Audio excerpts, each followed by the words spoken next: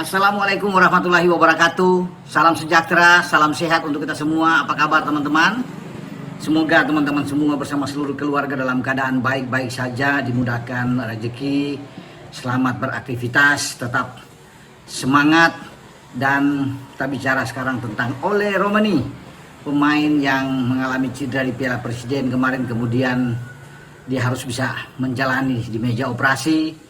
Sudah selesai, sekarang dalam pemulihan, penyembuhan secara total.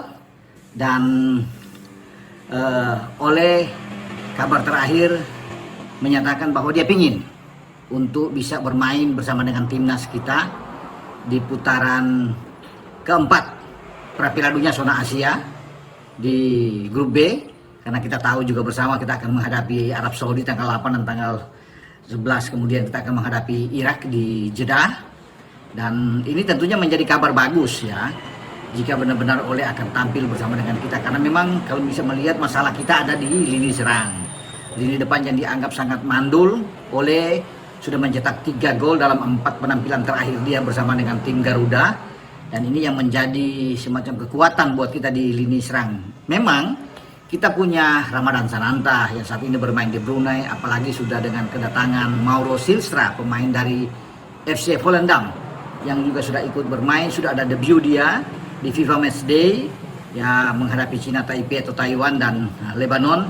Tetapi terasa masih saja kurang untuk di lini serang kalau kita memang tanpa Ole. Lain halnya kalau kita dengan Ole.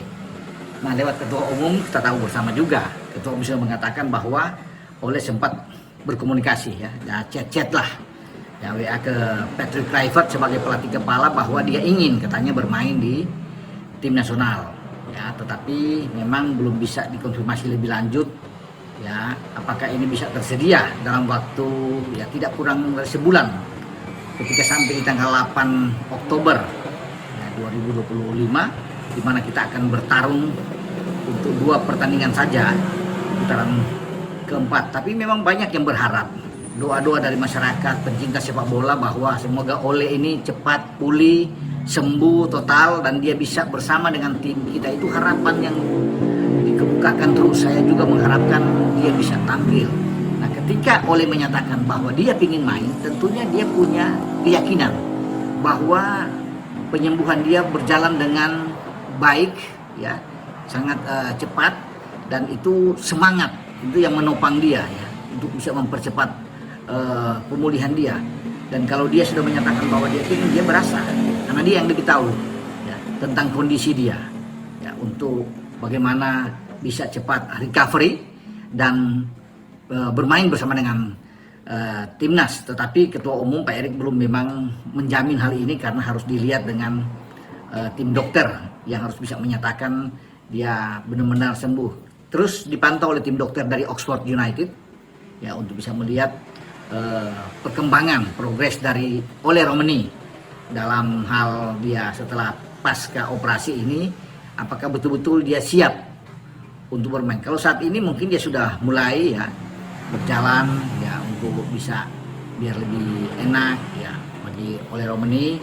Dan ketika dia sudah mengutarakan itu, nah ini bagus. Lain halnya kalau dia tidak ya yakin ya, masih pesimis bahwa dia akan sulit. Tetapi ketika dia ada hasrat yang luar biasa bahwa saya bisa ya, dia tahu bahwa kondisi dia akan mampu untuk bisa dalam ke depan nantinya ya, 3 pekan ke depan itu dia bisa bersama dengan timnas ya. Semoga ini bagus buat kita, tapi kita akan ikut perkembangan ini. Kalau ada Ole, saya yakin dan pasti teman-teman juga meyakini lini depan kita akan semakin kuat, karena ada pelapis juga seperti Mauro Silstra dan Ramadan Sananta yang sebagai nomor 9, walaupun Ole ini bukan sebagai nomor 9, dia lebih ke nomor 10, tapi saya pikir dia sudah menempatkan dirinya sebagai nomor 9 yang kita cari, yang kita idamkan sejauh ini ya.